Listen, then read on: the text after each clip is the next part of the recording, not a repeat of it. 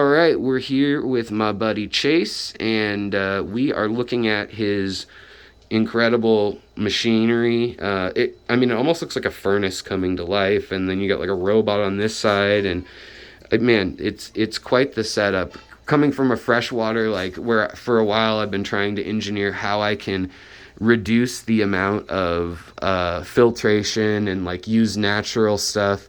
This is like the kind of aquascaping, for freshwater, like where you try to do CO2 and you are replicating nature, but it takes technology to do it properly. So let's talk about the technology that you've got set up here. I mean, I know you're a creative, clever guy with the way you work with drones and set things up. So I knew you'd have something cool going on here. So yeah, I mean the saltwater side of it can go both ways. There's minimalistic setups that run very, very well, but I'm a tinkerer and I like stuff, so the system I run is called Apex. A lot of the saltwater guys that watch you are going to know exactly what this is and exactly what everything is. This probably isn't going to be for you guys. Big old sump. Well, I mean, it's good to know like what you'd be getting yourself into with some of this. Yep. So, but for anybody that doesn't know, I mean, so we'll start down here. This is a dosing setup. So the main two things that your corals are going to use in saltwater is calcium and alkalinity. Okay. And as in freshwater tanks, it's like KH, GH, and stability is key, right? Yeah. So as they're using it, they use such vast amounts that you have to put it back in Okay. pretty fast. And the daily. more stable you can do that, the better. So this thing every 15 minutes is going to dose what gets taken out. Oh, wow. And it's just going to constantly run that. And it has, if you look far right, there's that triangle tower against the wall. Oh, yeah. That thing pulls a water sample every 2 hours out of the tank and tests it for calcium, alkalinity, and magnesium. So this thing tests for calcium, magnesium, and alkalinity automatically for you. How often? Every 2 hours. Every 2 hours. Wow. Is this a computer that it's plugged into, or what? No, so... Okay, we'll get there. Yeah. So then, as it's testing, it'll see what it's doing and tell you what exactly it's tested for, what the levels little are. Graphs and everything. And then it'll dose what it needs. What it sees that it's using, it'll dose it right back in all on its own. And do you use like a solution or reservoir then of so that's two, in solution? This one's for alkalinity, this one's calcium, and this one's magnesium. Okay, yeah. They all get dosed in. You can see right here what it's dosed throughout the day. Wow, so you can do different like settings if you're trying to do something specific. Yep, and bigger tanks obviously are going to take more. Yeah. Smaller tanks are going to take less. So this is just does it all for you. Takes the guesswork out of it. That's cool. And then it also runs on probes and everything. You can do everything. So you can do heaters and resistance. You can see what flow is going through all the pipes from the pumps. And you can probably do various sensors in the tank. And yep. You can run everything. Like they'll tell you the salt level, what's going on with your dissolved oxygens, pH, everything. Wow, dissolved oxygen too, huh? Mm-hmm. Man, that's cool. And then, it basically is the heart of the tank. Okay. It knows, it runs everything. If something goes wrong, it'll tell me right away. And it'll it pumps. do what it can to mitigate it. So I have leak sensors on the ground. If one of the pipes were to burst, the leak sensor will go off and it'll shut off everything right away. Oh, yeah. Yeah, right. There's one, right there by the drain. Nice. It's cool that you have a drain, too. Yeah, the drain's a good plus. Definitely. And then you've got also a sump setup too, huh? Yep. Okay. So saltwater tanks, up there is basically the farm. Right. So and to show people, go ahead and keep talking. I just wanted there's no room up there for you to actually keep most of your filtration, Right. So all the filtration happens down here. Okay. It's basically half mechanical filtration. Saltwater tanks, they make a lot of protein, and something you guys can't do in freshwater is pull protein out by bubbles. Oh, yeah. Because of the surface tension of the water. Right, so you need a skimmer, like protein skimmer type thing, almost. So in saltwater we use protein skimmers because the surface tension's better. So this will actually send micro bubbles through the water, and any kind of little particulates will get stuck in the bubbles, come up and overflow out the top as a foam. Okay, so that's the same kind of foam you see on the beach almost. Exactly. Yeah. That's exactly what's going on the beach, but we're using it to take excess nutrients out. Very cool. And also, Now, what do you do with that if it's full of nutrients? Is there anything you can do with it? Or? Mine drains out to there, and then you can take that and add it to fresh water to bring the salt down, and you can pour it out in your garden. Cool, yeah. That's what most people do. Very cool. And then this is a step further than just a protein skimmer. This is also hooked up to back here as a CO2 scrubber. Oh, nice. So since we're pumping all of the air into here, you use it, you scrub the CO2 out, it adds more oxygen, which brings your pH up. Right. Because you're looking for a really stable pH, and in houses and stuff with everybody breathing, just that amount of carbon dioxide will lower your pH in the tank. So just like plants, then the corals need carbon and oxygen, carbon dioxide and oxygen in some form, or okay. And then it's basically the amount of hydrogens that are in the water is what gets you your pH. Right, the per hydrogen is the literal, yeah. So you're wanting to stay around 8.3, which is really hard for some people. I mean, with breathing, and especially in the winter when your house is closed up and you're not getting a lot of air exchange, you're going to get a lot of pH drops in a reef tank. So the way to mitigate that is to just get rid of the outside air coming in. The best thing to do, if you can, without doing a scrubber, is to bring outside air into the skimmer, straight down into it. Okay. The next best thing when you can't do that is to run a CO2 scrubber. And then this one goes ahead of that, and it's a recirculating CO2 scrubber. So it's actually bringing the air down into here, and then it comes out the cup. And once it comes out the cup, it actually sucks the air back. Oh, wow. Yeah.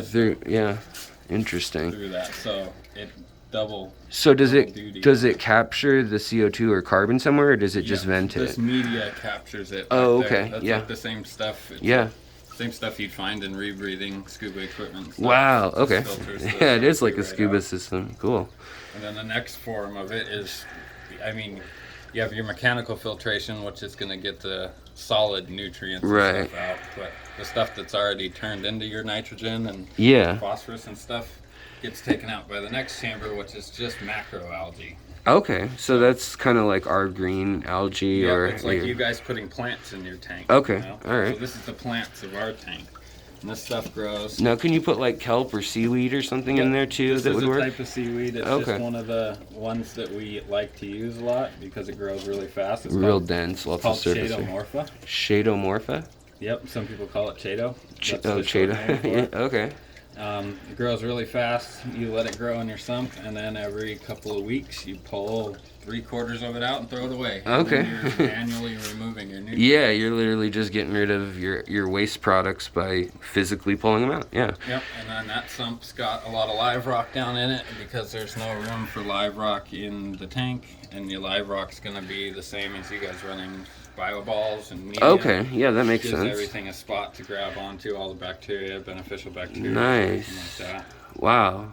And then next chamber over is your return pumps. Okay. I actually run something a bunch of reefers don't run. It's called the Algae Scrubber. So on top of this chamber with algae in it, this is actually considered a scrubber. It's 2 lights on the side. The water cascades down a sheet, and you grow algae on the sheet. Wow, so this is another type of algae than what you would be aiming for. This is considered a turf algae. Okay. So, and then this thing, every couple of weeks, you would just clear it out. There's lots of pods living there. Oh, wow. Little crustaceans and stuff. We get a lot of... So do you get corals growing in there ever? Nope. Not enough light or something? Or? Not enough light, and you'd have to pretty much put one in there to get it to grow in there. Okay, gotcha. Unless you had a spawning event, which is kind of rare. Gotcha. But, let's switch this side. Yeah. Let's talk about this side now. Get this guy back in there. But yeah, this pumps water down, a little cascading sheet across all of that algae. That's really cool. It stays moist all the time, and as the water cascades down it pulls nutrients out. I feel like if they put this much tech into freshwater, we could have some pretty crazy systems. Yeah. So, and then salt water, as you know, when water evaporates, the salt and all the minerals and stuff aren't going to leave. So if you're topping up, you have to top up with fresh water. Right, RO. RO is what everybody uses. So over here, you just have a big RO tank. All right, so do you have an RODI that's running constantly? I have one in the other room. Okay. It just runs enough to fill this up, and then this stays. So this will last about a week. A week, okay. So I mean, that's you not really bad. don't. When you're running RO, you don't want on and off, because it'll build up nutrients in the system. So you really want to flush your RO, run it. Yep, that's dosing. Yeah. Hear it. But yeah, you really want to run your RO for a period of time and then have it time off. You know, you don't, because the whole start of an RO, the first 5 minutes is you flushing all the nutrients. Because once it loses pressure, the minerals and stuff you're trying to take out will actually go through the membrane. Oh, okay. Without the pressure behind it. Without the osmotic pressure, So okay. you need to flush all of that out for the first 5 minutes. Otherwise, that first little bit of water you get isn't filtered. Okay. So, I mean, having it start and stop all the time is really bad. Got it. So you want to actually like flush it, then start it. So we do. I'll show you my mixing station, but I have a saltwater mixing station. I make 80 gallons of water at a time. Okay. And then turn it off. So that 80 will fill up my mixing station. It'll fill this up, and it'll fill up our little RO reservoir upstairs for the display. Very cool. And then on this side, this is actually a little mini fridge. Oh, whoa. And I didn't even see that. There's another doser that lives on top. Okay. And this is dosing amino acids and phytoplankton for the clam. Oh, wow. And those two have to stay refrigerated. So the way to not have to manually dose it every day. Yeah. Refrigerated, and then the doser pulls it out of there as it needs. It's like a kegerator for a clam. Exactly. It's a little kegerator for our nutrients and stuff and amino acids that have to stay refrigerated. Wow, and this is another doser, I take it? This is the tester. So that's right, the tester. That's testing everything every couple hours. So that tests pH, magnesium, and calcium? That one tests calcium, alkalinity, and magnesium. Okay. Then pH is off one of the probes. Okay. And then the last thing is something that you guys do use in the freshwater side of it. On the side hanging over there is just a normal calcium or carbon filter. Oh, yeah. Right down on there. We run that. It gets rid of, sometimes the corals will have debris and they'll have battles. So in nature, they'll actually send out hormones and slime and stuff and chemicals to do chemical warfare. Gotcha. And if you're not taking that out, it can build up. And also, so plants do that too, but not to the extreme degree. Okay. These ones will kill each other overnight if it gets rough enough. And they do that to like colonize like one section of rock and stuff. You know, if something's encroaching on them, they'll fight. They'll actually sting each other and take each other out. You know, because it's a fight for. Space on the reef is very limited, so there's so much to know. And then during photosynthesis, obviously, it leaves a yellow tinge in the water. Okay. And that'll actually cut down on your light penetration. Oh. So sometimes, you know, even in freshwater, you do a water change and you put your old water in a white bucket and you look down through it and you're like, wow, that wasn't as clear as I really thought it was. Right. The same thing in this, and the carbon takes all of that out. It'll take out the chemical warfare between the corals. It'll take out all the pigments that are in the water. You can kind of see some of the slime that they use to eat here, but who knows what properties that has for... Yep, and that's actually another big food of the reef, the slime off the corals. Oh, so the other ones eat, like, they specialize, huh? Lots of the little reef critters do specialize on eating the slime of corals. Wow. It's so cool how when you look at the corals after you started feeding them, they're like all moving and changing, and I mean, I know they're alive, but now you really see it. That's so cool. That's neat. The conch even is making an appearance. You can see his big elephant nose. Oh yeah. So you got a conch in there, huh? Yep, there's a conch. He sifts through the sand. Is his job. Okay, so he's like a Malaysian trumpet snail almost. Yep. Very cool. And there's also hiding in there is a sea cucumber, but he hides in the back rock working. A lot of if you look at this in the middle of the night when the lights are off, it's a completely different reef. I bet. Stuff is out that you wouldn't see at night. All the little critters, the glass will just be covered in little baby snails that you don't even see right now. So do they need moonlight synthetically? Some people run it. I haven't heard anything bad about it. Got it. I don't. I haven't heard anything bad about not either. Like freshwater, yeah. So I mean, it's kind of personal preference. Some people like putting a moonlight on it just because they're up late and they want to see in there. Yeah. It's never been. I mean, it's debatable, but it's never really been proven that it's necessary. Right. Sometimes you can get corals to spawn by doing a moonlight setting. Oh, like maybe they spawn on a full moon. Yeah, it triggers them. Gotcha. But I mean, same with fish, kind of. It's like, maybe. Yeah, I mean, if you want to go that route, there's nothing against it, and it'd probably work out fine, especially if you're trying to spawn some corals that. I guess you'd need a timer on the lamp to probably mimic a moon rather than just leaving it on every night. Yeah, and a lot. There's a couple of light brands that if you run on big tanks, you'll run multiple lights like this. Right. It'll actually link up and it'll move the moon from light to light during the night. Oh wow! And So it's give you like a moon cycle. Holy cow! Which gets really crazy with it. Wow. But then that's crazy. And so then obviously you still need to feed the fish in here. And in the first video, if you guys didn't see it, he was feeding by hand, which is, what was that, spot feeding versus broadcast feeding, which would be feeding the whole tank. And so he was spot feeding each one right before this. So that's why they're all really active and there's flow in the tank right now. Which are there like a power head and an inflow outflow, or what's set up for inflow over here from the sump down below? Okay. Yeah. There's one hiding under here. Okay. Random flow nozzles. So these actually use a venturi. Oh, the nice. Flow goes all over, so it's not really directed.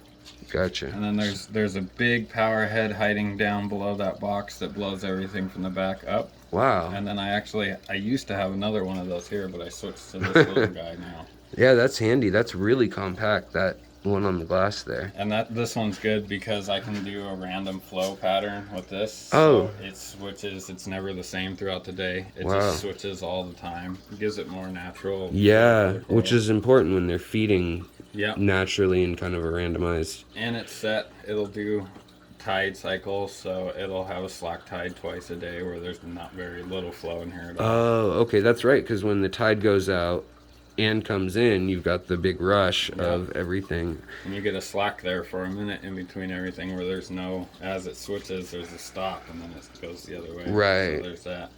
And that just blows everything up, and everything goes down the overflow in the back here. Yeah, okay. You've probably seen that at fish stores and everything on their big systems. Yes. Pretty common overflow system is what it's called. Yeah. So how often do you have to actually like clean the tank? Or, I mean, like, is it all just the filters and the systems you described are just kind of different times? So filter socks, the first line of defense for mechanical filtration. Okay. They get changed every 2 or 3 days. They're these guys. Every 2 or 3 days? 2 or 3 days these come out. You flip them inside out, put them in your washing machine, wash them. Oh, okay, so they're reusable. Yep.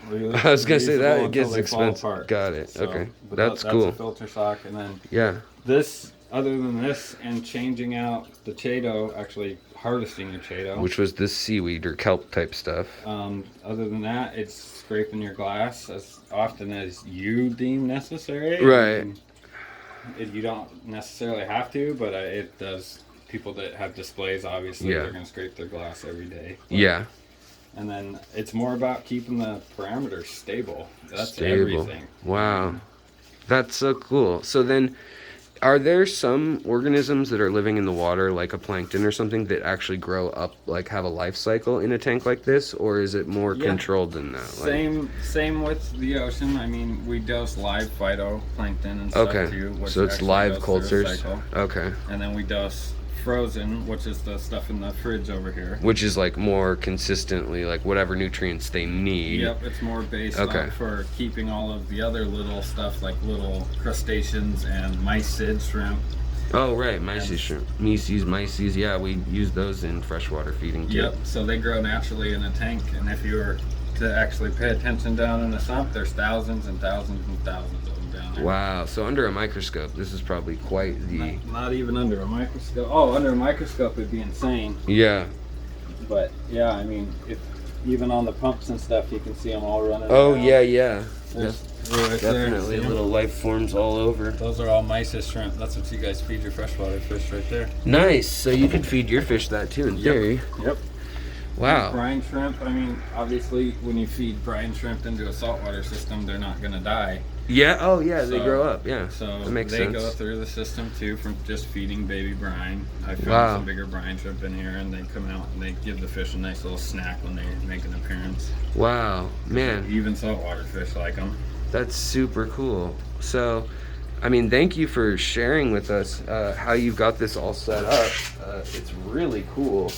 And, I mean, again, Chase, do you want people to, I mean, do you have a channel or anything that you do socially, or You can follow me on Instagram. Instagram. Rain City Reef. Rain City I Reef? That's a try to great post- name. I try to post there every once in a while. Nice. Follow up on there. Cool. So, if people have a couple questions, they could maybe bug Yep, they can find you. me on Rain City Reef. If they want frags, find Yeah. me on Rain City Reef. We can work out. Cool. I don't have everything all the time, but I mean, How if you dare get a hold you. of me on there, we can make something happen. Yeah, well, I mean, this is a cool setup, really neat. Thanks for showing it to me. And I mean, every time I learn more, I want something.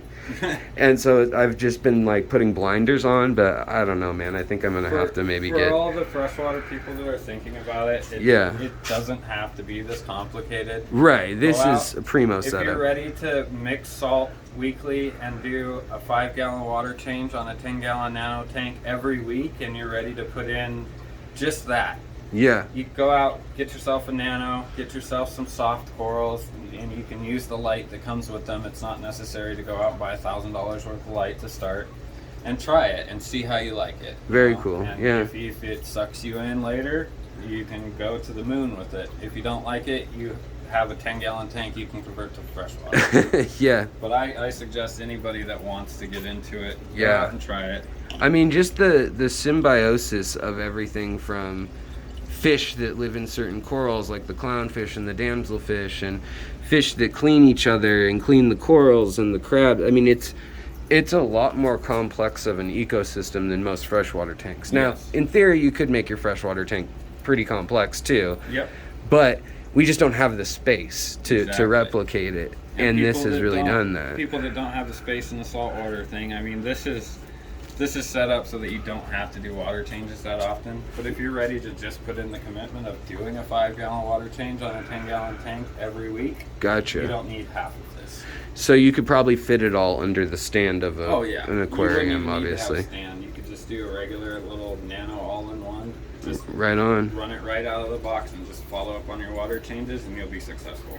Well, thank you so much, Chase. I appreciate it, as always. If you guys haven't watched it, about 4 years ago, we first had Chase on the channel, and we looked at his puffers and his bettas and shrimp and all sorts of stuff. He had some dancing man shrimp, and I mean, he's always had really cool stuff since I've known him, and he's always been a really intelligent and kind guy. So, thanks for letting us have a peek into your latest endeavors into the hobby, what you've been up to. So thanks, man. All right, guys, well, I will talk to you later. I hope everyone has a great night. If you enjoyed this, a like always helps it spread, and if you're into saltwater already and I didn't know that, drop a comment. I'd like to know how many people would like to see more saltwater stuff versus who's like, no, show me plants. Yeah. All right, guys, thank you, and we'll talk to you next time on The Secret History of Living in Your Aquarium.